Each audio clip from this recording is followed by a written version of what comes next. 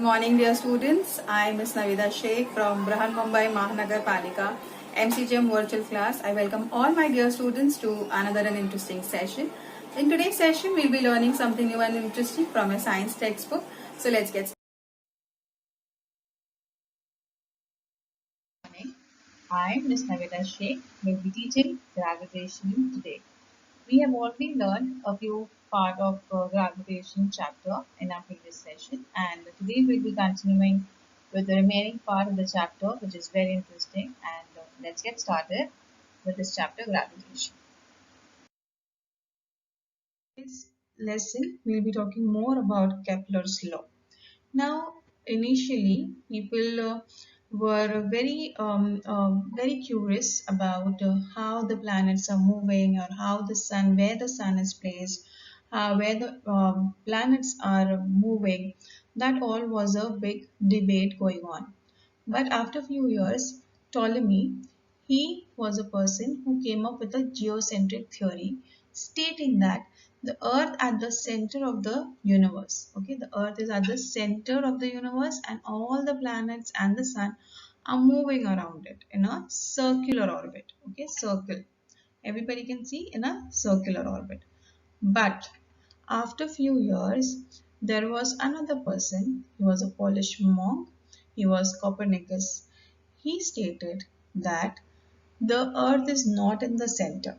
He came up with a heliocentric theory, which states that the sun is at the center of the solar system, and that all the planets, including the earth, revolve around it in a circular orbit. Again, here also both of them are saying circular orbit. But after a few years, we had a person named Johannes Kepler. He came up with few planetary motion laws. Okay, he came up with Kepler's law. It was named after it. First law was law of orbit, second law of areas, and third is law of periods. Now this was all based on his observation. Now the first law of orbit states that all the planets revolve in elliptical orbits with sun at one of the foci of the ellipse. Okay, means the sun is in the center. We'll be understanding this with the help of an experiment here. You will need a paper sheet and two paper pins. You will mark 2 points F1 and F2 on the paper and place the 2 pins over it. Now you take a string and place a small ring into it. Once you do this, you have to mark points F1 and F2. These are the foci. Now take a small pencil which can go through the ring. Stretch the ring. Once you have done that, make a line using this. You have to remember, you have to keep the string stretched throughout. Now this path that you see which you have drawn with the pencil is known as the ellipse. Okay, the shape that you see is known as the ellipse. F1 and F2 are the foci. Okay, so with this I hope it is clear. Now the line that is passing through the foci, O, is called as the center of the ellipse. Okay, now the point, any point P on this ellipse, that is P F1 or P F2, when you add them it will be constant. The distance will be constant. Here you can see the sun is placed at any foci, whether it is F1 or F2, we are placing it on F1, and the earth is, or the any other planets, they are revolving around this elliptical orbit. Okay, so this was the very first law of orbit stated by Kepler.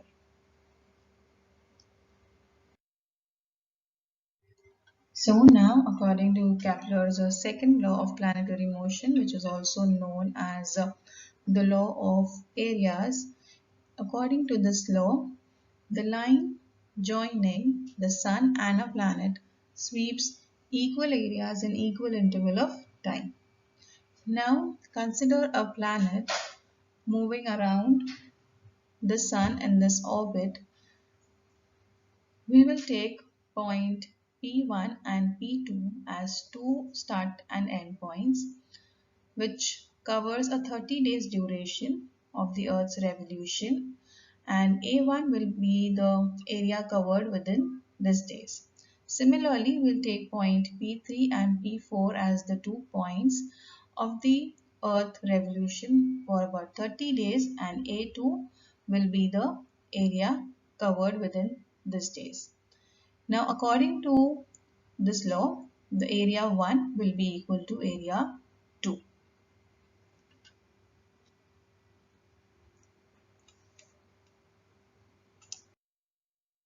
So in this third law, that is Kepler's third law of planetary motion, is also known as the law of period, which states that the square of its period of revolution around the sun is directly proportional to the cube of the mean distance of a planet from the sun. It can also be denoted as t square is directly proportional to r cube, where t is the time taken for the revolution of the planet around the sun, and r is the mean distance of a planet from the sun. Okay. So with this, I hope all three laws given by Kepler were clear to all my students.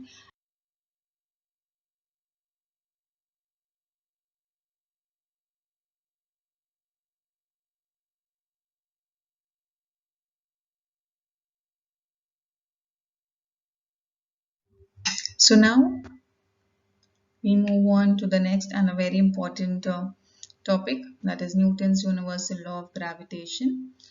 Now, with all the consideration, even including the Kepler's law, Newton led to formulate his theory of universal gravity, where he stated that according to this theory, every object in the universe attracts every other object with a definite force. This force is directly proportional to the product of the masses of the two objects and is inversely proportional to the square of the distance between them. Here in this figure, there are two objects with masses m1 and m2, and they are kept at a distance of d from each other. Mathematically, the gravitational force of attraction between these two bodies can be written as F is m1 m2 upon d square, where you can get this equation written as F is equal to G into m1 m2 upon d square. Now here G is known as the constant of proportionality and is called the universal gravitational constant. Okay. Now in the above law, it means that the mass of one object, if it is doubled, then the force between the two objects will also double. On the other hand, if the distance is doubled, the force decreases by a factor of 4. Now, if the bodies are spherical, the direction of the force is always along the line joining the center of the two bodies, and the distance is taken as d, okay, between the centers. But if the objects are not spherical or have irregular shape, the direction of the force is along the line joining the center of mass, and d is taken to be the distance between the two center of mass. Now with the equation that we got, F is equal to G into m1 m2 upon d square. Now from this equation, it is seen that the value of G is the gravitational force acting between two unit masses kept at a unit distance away from each other. Now in SI unit, the value G is equal to the gravitational force between two masses of 1 kg kept 1 meters apart. Okay. The center of mass of an object is the point inside or outside the object at which the total mass of the object can be assumed to be concentrated. The center of the mass of the spherical object having uniform density is at its geometrical center. The center of mass of any object having uniform density is at its centroid. Now centroid, you all have learned this in your maths, so I hope you can recall what we're talking about. I hope this much is clear. Let's continue ahead. Okay, so the next and important thing, Earth's gravitational force.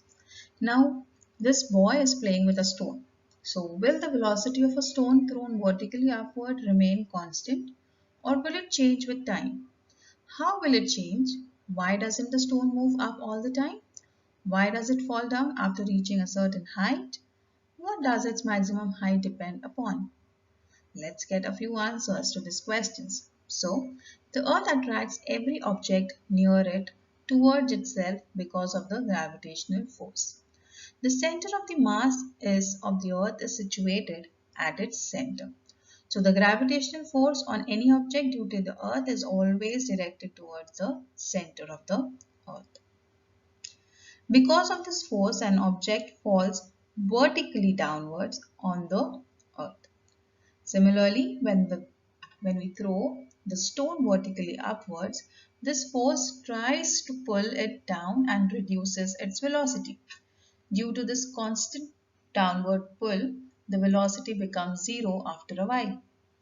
The pull continues to be exerted and the stone starts moving down vertically towards the center of the earth under its influence. Now you have to use your brain. According to Newton's law of gravitation, every object attracts every other object. Thus, if the earth attracts an apple towards itself, the apple also attracts the earth towards itself with the same force. Why then does the apple fall towards the earth, but the earth does not move towards the apple? Let us get a few answers to this question. Now, according to Newton's law, the gravitational force due to the earth also acts on moon because of which it revolves around the earth. So, the similar situation exists for artificial satellites orbiting around the earth. Say, if the moon and the artificial or satellites they are orbiting, this is because the earth attracts them towards itself. But unlikely the falling apple, they do not fall on the earth. Why? Because they have got velocity.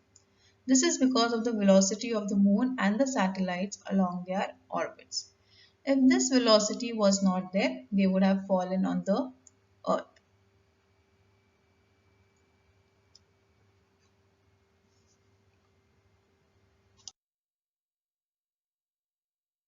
So the next topic, which is also very interesting, that is free fall. Now for doing this, we need to hold a stone in the hand.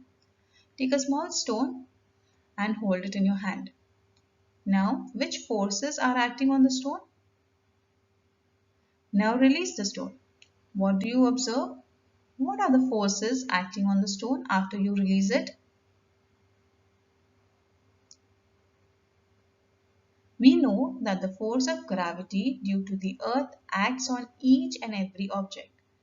When we were holding the stone in our hand, the stone was experiencing this force, but it was balanced by a force that we were applying on it in the opposite direction. As a result, the stone remained at rest in our hand. Once we release the stone from our hand, the only force that acts on it is the gravitational force of the earth, and the stone falls down under its influence. Whenever an object moves under the influence of the force of gravity alone, it is said to be falling freely. Thus, the released stone is in a free fall.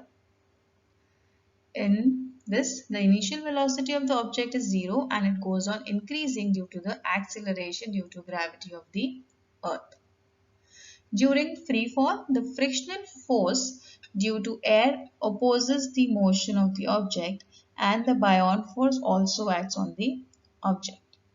Thus, true free fall is only possible only in vacuum.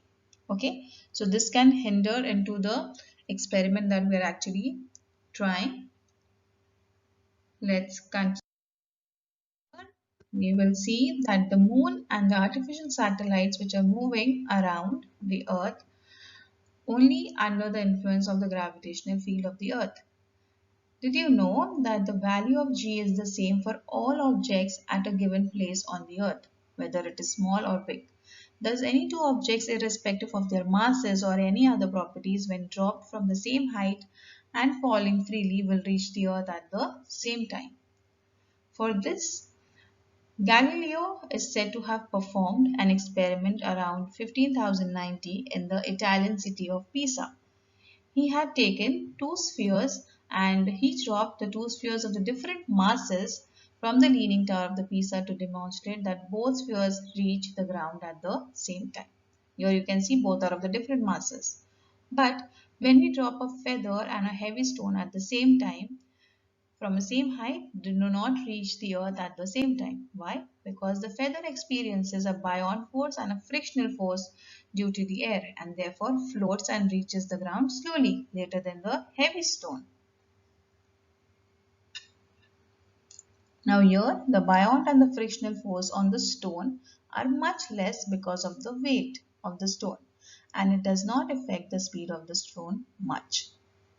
So, recently, scientists have performed this experiment in vacuum and showed that the feather and stone indeed reach the earth at the same time.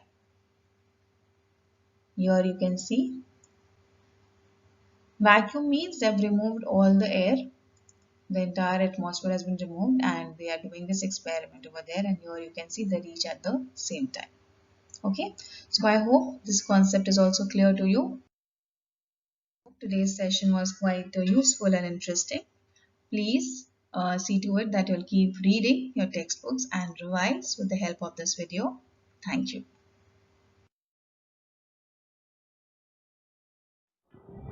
If you liked our video, please subscribe to our channel and do not forget to hit the like button. I hope this session was quite useful to you. In the next coming period, we'll learn something new and interesting. Till then, thank you.